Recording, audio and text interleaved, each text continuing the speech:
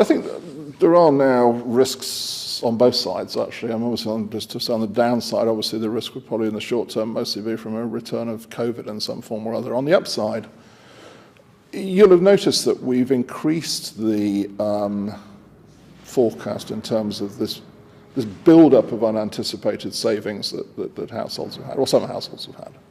We've increased the assumption we made on how much of that will be spent to 10%. I would emphasise it's because of the unusual circumstances of this.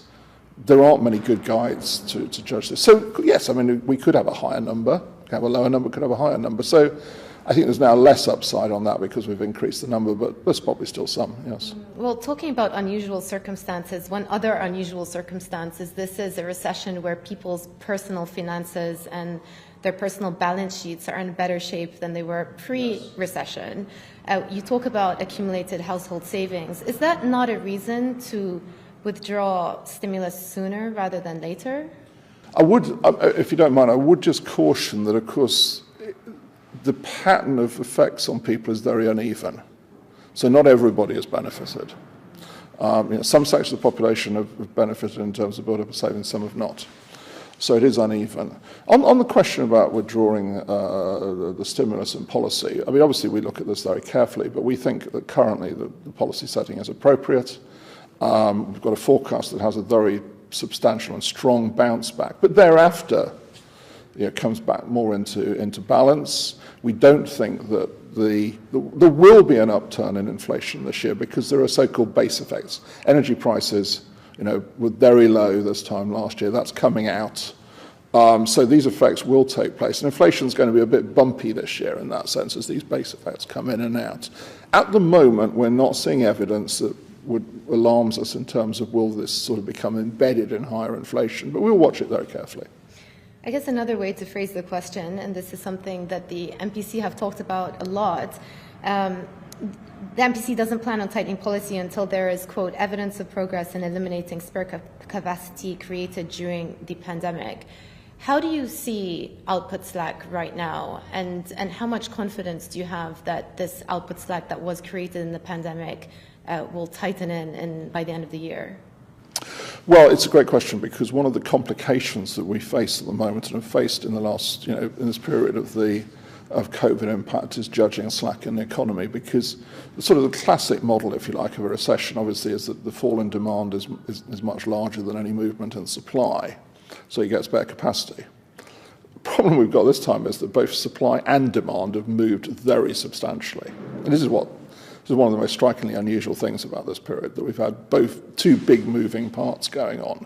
And if you like, slack is the net effect of the two of those movements, and it's very hard at the moment to use the normal models to sort of estimate that effect. So we're cautious about putting a number on it, for instance, and estimating it. What happens here on, I think, comes down obviously to how these two big moving parts move relative to each other, and you'll see in the forecast that we've got, in the very short term, it moves around, the output gap moves around, and that's because one big moving part can move faster than the other one, demand or supply. And the crucial thing going forwards is how those two things, both move. Well, another question of uncertainty is that what will happen to the labour market once the furlough scheme ends. And I see you brought down your peak unemployment forecast.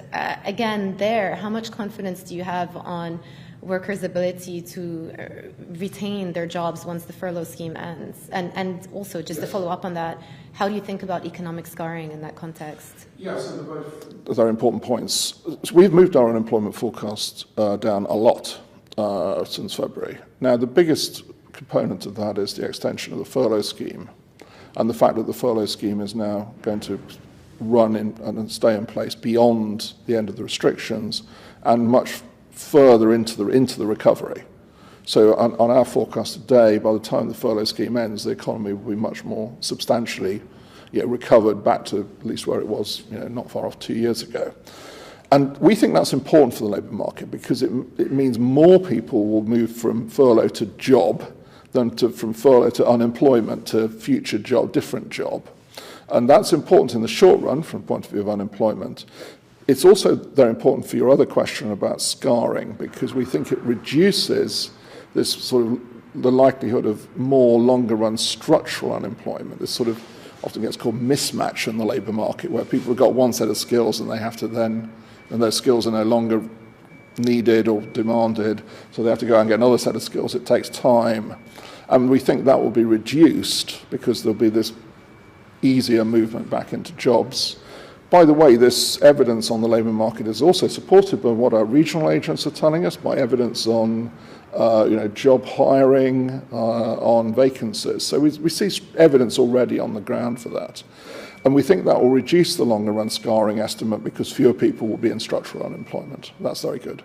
Just turning to today's announcement to reduce the weekly bond purchases, you emphasize this is not a tapering decision, this is not a monetary policy decision. In retrospect, was that 150 billion QE envelope too big? No, because that was a decision taken in November. So first part of the answer is that was taken in November. In November, we were, let's remember, going into another wave of COVID. We were concerned about the impact on the economy, but also on market functioning. And it was appropriate, and it has served us well. But I'd also emphasize that the forecast we've got today, which has, in our view, supported the judgment we've taken that policy is appropriate, is based on finishing off and doing the full 150. So, no, we don't, in any sense, take that view. And just final question. What do you say to investors who are concerned that the Bank of England's hands are trapped by a government that is running extremely high deficits and therefore reliant somewhat on low interest rate environment? I'd say we're an independent central bank. And one of the things I emphasize a lot is that to use policy tools aggressively in the way that we have and other central banks have over the last year can only be done if you're credibly independent. So I say to anybody who asks me this question, there's a huge priority and emphasis on keeping credible economic institutions because they can do real good.